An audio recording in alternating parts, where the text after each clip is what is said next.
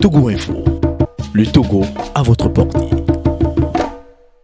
La rapidité avec laquelle la CENI a proclamé ses résultats, ça a surpris beaucoup de Togolais parce que par le passé, on sait comment la CENI faisait des tractations pour compiler les résultats parce que les bureaux de vote sont très loin de la capitale, Lomé, et les coins sont très reculés et donc le cheminement même de ces bulletins jusqu'au siège de la CENI, ça posait énormément de problèmes. Et donc, lorsque la CENI a proclamé les résultats en moins de 24 heures, ça a surpris.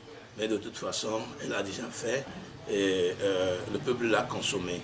Maintenant, le peuple a attendu jusqu'à lundi, lorsque ce communiqué circulait sur les réseaux sociaux selon lequel la Cour constitutionnelle va proclamer les résultats définitifs le lendemain, c'est-à-dire hier, mardi, hier c'était le 3, oui. Mardi le 3 et 3 mars, justement. Et donc, à partir de 15 heures, des gens, chacun était devant sa télé, même si on estimait ou on soupçonnait déjà ces résultats-là, mais les gens ont voulu savoir si pour une fois la Cour constitutionnelle pourra quand même faire quelque chose différent par rapport à ce qu'elle faisait avant.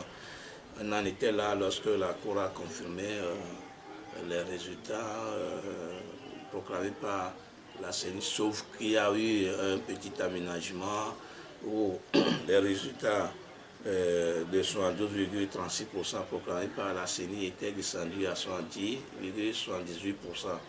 Mais on s'est également posé la question de savoir est-ce qu'en réalité la Cour constitutionnelle, c'est son devoir d'ajuster les chiffres ou de voir si la CENI a proclamé les résultats dans les normes, ou c'est de voir si l'élection s'est produite ou a été faite dans les normes.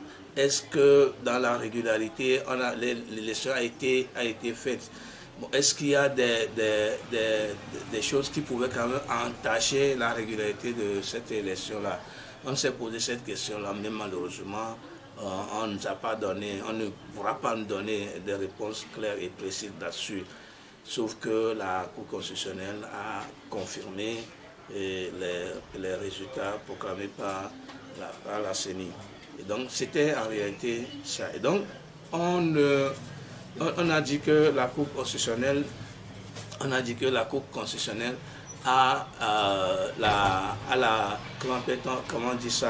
a la décision prépondérante. C'est-à-dire que quand la Cour constitutionnelle décide, la décision là est inattaquable.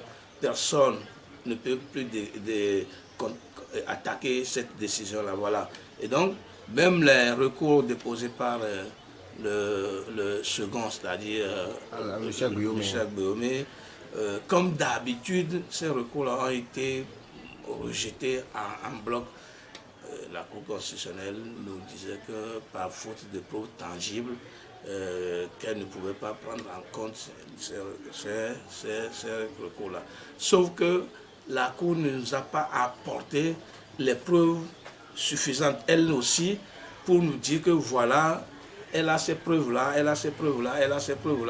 et que les preuves apportées par le candidat à Guillaume ne conforment pas à la réalité. Malheureusement, nous sommes dans un pays comme ça où, bon, on fait ce qu'on veut, on impose ce qu'on veut au peuple, et c'est ça. En réalité, ou à notre avis, la Cour constitutionnelle devrait apporter des preuves, ou devait quand même nous envoyer des preuves, devait nous présenter des preuves. Voilà, elle a telle preuve. Et donc, les recours de M. Guillaume ne sont pas faits, même si les recours sont acceptés, mais que ces recours-là ne portent pas des preuves suffisantes. En réalité, la Cour quand même devait nous apporter des preuves contraires à ce que M. Guillaume a fait pour nous dire que vraiment les preuves de M. Aguirre ne sont pas suffisantes pour qu'on prenne ça en considération. Malheureusement, nous sommes dans un pays comme ça. Bon, comme ils ont la force, ce sont eux qui décident de tout, ils peuvent imposer tout à tout le monde et que personne ne dira rien, malheureusement.